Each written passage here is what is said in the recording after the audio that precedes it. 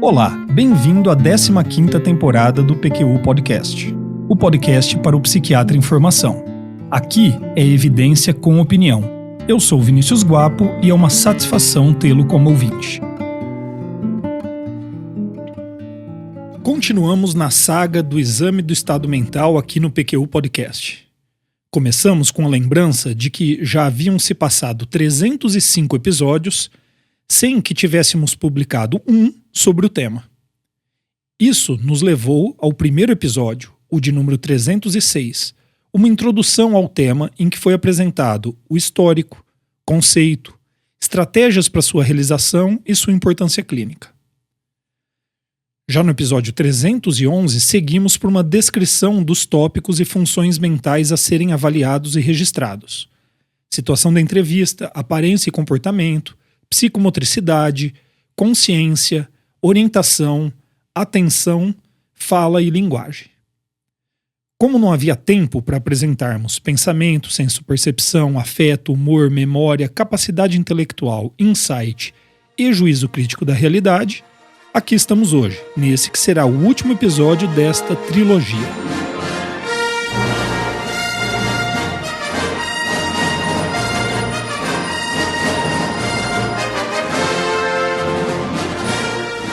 O PQU Podcast, após mais de 7 anos de sua fundação, segue firme sua missão: disponibilizar para você, psiquiatra em formação, evidências e opiniões que possam colaborar na sua prática clínica, em busca de melhores resultados para seus pacientes e mais satisfação para você.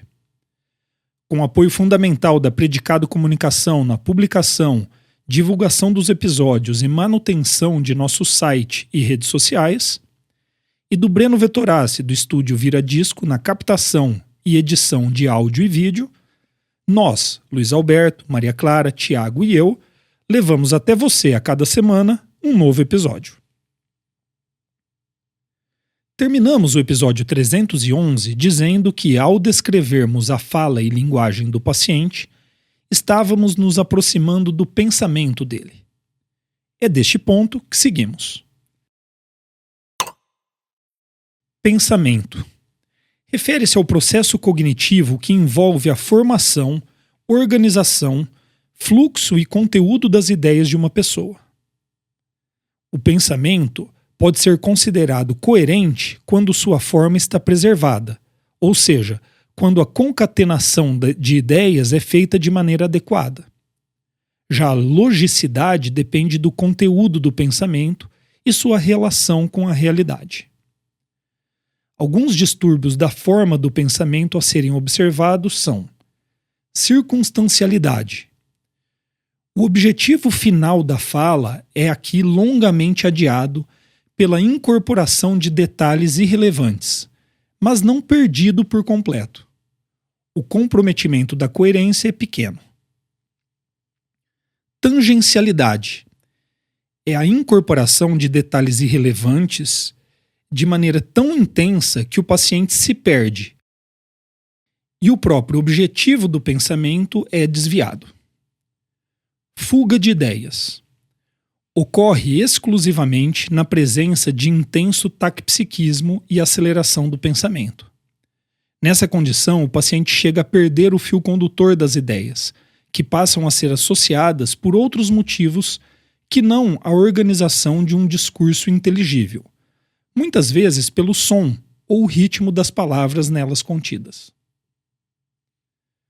Afrouxamento das associações se refere a uma condição em que o paciente também perde a capacidade de associar adequadamente ideias, porém desta vez sem que haja taquipsiquismo ou aceleração do pensamento. A frouxidão pode ocorrer entre trechos do discurso, entre sentenças ou mesmo entre palavras, chegando a uma forma extrema de incoerência chamada de salada de palavras. Ecolalia é um fenômeno análogo à ecopraxia, já discutido no episódio anterior. Aqui o paciente repete frases, palavras ou sílabas que acabaram de ser ditas pelo entrevistador. Perseveração do pensamento. É a rigidez do discurso. O paciente usa a mesma resposta para qualquer que seja a pergunta. Bloqueio do pensamento. Ocorre uma interrupção súbita da fala do paciente, que sente como se tivesse caído em um vazio mental. Quando consegue retomar o discurso, o faz com outro assunto, sem conexão com a ideia anterior. Neologismo é a criação de uma nova palavra, geralmente a partir da condensação de outras. Haveria aqui outras alterações da forma a serem descritas, mas estas consideram mais importantes e comuns. Como disse, a logicidade vai depender do conteúdo do pensamento, ou seja, do tema predominante, e da possibilidade em se estabelecer relação lógica entre as ideias expressas pelo paciente e a realidade. O tema predominante do pensamento do paciente pode ser anotado no exame do estado mental, como ansioso, depressivo, fóbico ou persecutório. Alterações específicas do pensamento, do conteúdo do pensamento, também devem ser notadas. O pensamento obsessivo, ele não se refere apenas a um tema predominante, mas sim a uma alteração peculiar da forma e conteúdo do pensamento, em que o paciente sofre com pensamentos que são repetitivos, invasivos, difíceis de serem afastados da mente e estranhos ao paciente, ou seja, com algum grau de egodistonia. E também com capacidade mantida de insight sobre sua inadequação. Antes de discutirmos o delírio propriamente dito, vale a pena mencionar uma alteração do pensamento que o antecede em comprometimento da logicidade. A ideia supervalorizada. A ideia supervalorizada, ela centraliza-se ao redor de uma temática, que pode ser persecutória ou de referência, por exemplo, e ganha relevância afetiva exagerada, chegando à irracionalidade. Porém, preservando, em alguma medida, o juízo de realidade e tendo a característica de ceder, mesmo que temporariamente, à argumentação lógica. Já ia me esquecendo, mas outro bom exemplo dessa categoria de alteração do pensamento é a pseudologia fantástica, ou mitomania, quando o pensamento fantasioso predomina e, por necessidade de atenção dos outros, o indivíduo cria histórias grandiosas e mirabolantes a respeito de si mesmo. Agora chegamos aos delírios, que são alterações do conteúdo do pensamento com características específicas. Os delírios são incompatíveis com a realidade, egocintônicos, ou seja, percebidos como próprios e ou apropriados. Eles não cedem à argumentação lógica, irrefutável e contrária. Não são compartilhados por outros membros do grupo sociocultural do paciente. Os delírios podem ser classificados quanto à sua origem, como primários, quando não estão relacionados a outros processos psicopatológicos, ou secundários, quando sua origem remonta a outras alterações do psiquismo do paciente, como os estados maníacos ou depressivos, ou ainda alucinações. Podem também ser categorizados quanto ao seu nível de organização, como sistematizados, quando geralmente relacionados a um tema predominante. O delírio mantém uma estrutura narrativa, mesmo que oriundo de falsas premissas. Costumam levar a relatos intrigantes, fidedignos e interessantes, e muitas vezes podem deixar o entrevistador em dúvida sobre a sua realidade. Ou não sistematizados, que então são geralmente relacionados a diversos temas, sem estrutura narrativa, desconexos e pouco críveis. Podem ainda ser categorizados quanto ao tema predominante, como sendo delírios de referência, persecutório, de grandiosidade, somáticos, de ruína, culpa, ciúme, entre outros. O estudo dos delírios cativou filósofos e cientistas ao longo dos séculos e levou a ricas discussões sobre suas características e raízes. Debate-se se o delírio seria uma alteração da forma ou do conteúdo do pensamento, e até mesmo se seria uma alteração primária do juízo crítico da realidade, e não do pensamento. Eu não considero que essa discussão seja o foco do nosso episódio. Uma última qualidade do pensamento a ser observada é a capacidade de abstração. Trata-se da condição de entender e formular conceitos e generalizações, típica da necessidade de se interpretar provérbios populares, por exemplo. Na avaliação do pensamento, o avaliador vai se valer de duas ferramentas principais: as informações dadas pelo paciente incidentalmente durante a entrevista psiquiátrica e ainda o questionamento direto de paciente e de acompanhantes sobre a experiência mental do paciente quanto aos seus pensamentos. Senso-percepção. No contexto do exame do estado mental, o examinador deverá avaliar se existe uma relação adequada entre as sensações e percepções experimentadas pelo paciente e o estímulo aplicado aos órgãos do sentido, assim como sua interpretação e integração à experiência mental total do paciente. Para tal, o examinador vai se valer de todas as ferramentas disponíveis. A observação direta do comportamento do paciente pode sinalizar a ocorrência de solilóquios e risos imotivados, por exemplo. O paciente pode ainda, durante a entrevista, relatar espontaneamente a ocorrência de alterações da senso-percepção. E, por fim, o examinador pode também elaborar perguntas específicas para facilitar que o paciente explique essa sua experiência.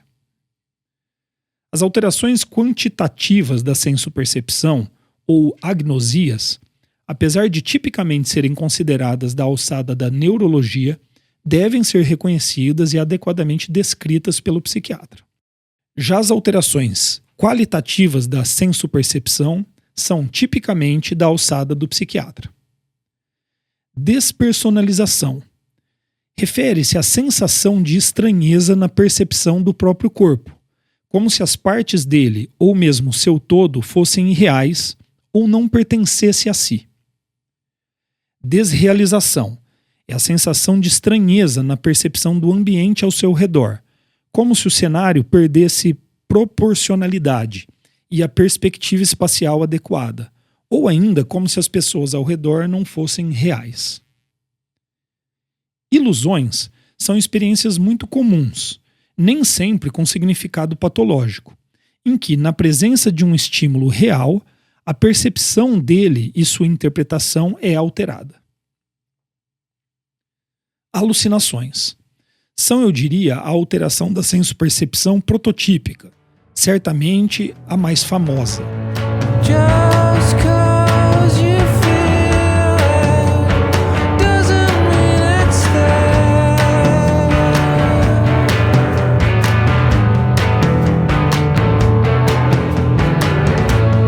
Just 'cause you feel it doesn't mean it's there. Trata-se de falsas percepções, ou seja, a percepção sensorial ocorre na ausência do estímulo do órgão sensorial envolvido. E importante, apesar de poderem ser classificadas como tal, as alucinações são dotadas de todas as propriedades das percepções verdadeiras: nitidez, corporeidade, estabilidade, extrajeção, ou seja, estão situadas fora do indivíduo, e ininfluenciabilidade voluntária, ou seja, não podem ser controladas ou alteradas pela vontade. E ainda são interpretadas como verdadeiras pelo paciente, podendo este ter pouco ou nenhum insight sobre a inadequação da experiência. As alucinações podem ser avaliadas e classificadas quanto ao seu nível de complexidade, em simples ou complexas. As complexas são quando o paciente enxerga imagens completas, figuras humanas ou de animais, vozes que expressam palavras, frases completas, por exemplo. Podem também carregar conteúdo simbólico ou não, e podem ainda serem classificadas quanto ao sistema sensório afetado, em auditivas, visuais, olfativas, gustativas, táteis, sinestésicas ou senestésicas. A diferença entre estas duas últimas sempre foi pegadinha de prova. Mas isso não nos interessa mais. Já passamos dessa fase, não? Alucinações senestésicas referem-se a experiências irreais e mesmo implausíveis sobre percepções dos órgãos internos do indivíduo, como sentir que um órgão está se movendo ou apodrecendo. São alucinações da propriocepção e da formatação do esquema corporal. Alucinações sinestésicas são aquelas que envolvem mais de um órgão do sentido, combinados, simultâneos e misturados. Figuras poéticas podem surgir, como música com cor ou imagem com sabor. É de particular importância na avaliação de alterações da senso-percepção a definição das propriedades já citadas da senso-percepção verdadeira, como nitidez, corporeidade, estabilidade, extrajeção e ininfluenciabilidade voluntária. Pois estas características vão ser úteis na diferenciação das alucinações de experiências correlatas à alucinação ou de subtipos delas. Pseudo-alucinações são manifestações em que a falsa percepção, diferentemente das alucinações verdadeiras, não possui todas as propriedades definidoras. Exemplos são a visão de vultos, sem nitidez ou corporeidade, que são fugazes, ou vozes que não podem ser definidas como oriundas do meio externo e são ininteligíveis. Importante, as pseudo-alucinações são tipicamente interpretadas como irreais, ou ao menos deixam dúvidas sobre isso no indivíduo, diferentemente das alucinações verdadeiras. Alucinoses são alucinações com todas as características das verdadeiras, mas em que o indivíduo mantém um insight sobre sua inadequação, sabe não se tratar de uma percepção real. Alucinações negativas são experiências em que o indivíduo deixa de perceber certos elementos sensoriais. E alucinações extracampinas são percepções visuais que ocorrem fora do campo visual. O indivíduo relata ver um objeto que se encontra atrás de si, por exemplo. Caro ouvinte, cá estamos novamente nos aproximando do fim de mais um episódio sem terminar o exame do estado mental. Eu comecei essa jornada com a ideia de fazer um episódio. O Luiz Alberto logo me alertou que deveria fazer 2. Terminei então o segundo anunciando o terceiro. Fiz uma graça, referência a uma glamurosa trilogia cinematográfica. Mas termino o terceiro anunciando o 4º episódio. E aí o glamour é perdido e esse negócio já tá mais pra novelão da Globo do que qualquer outra coisa. Vou te contar que os olhos já nem podem ver coisas que só o coração pode entender. Fundamental é mesmo o amor, é impossível ser feliz sozinho. E é com a promessa de terminarmos esta novela no próximo capítulo que finalizo este episódio em que apresentei 2 importantíssimos tópicos do exame do estado mental: o pensamento e a senso-percepção. Espero que esteja gostando.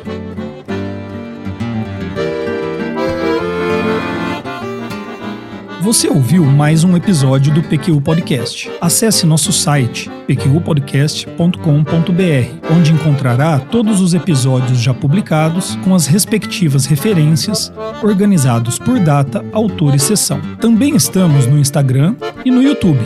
Agradecemos sua atenção.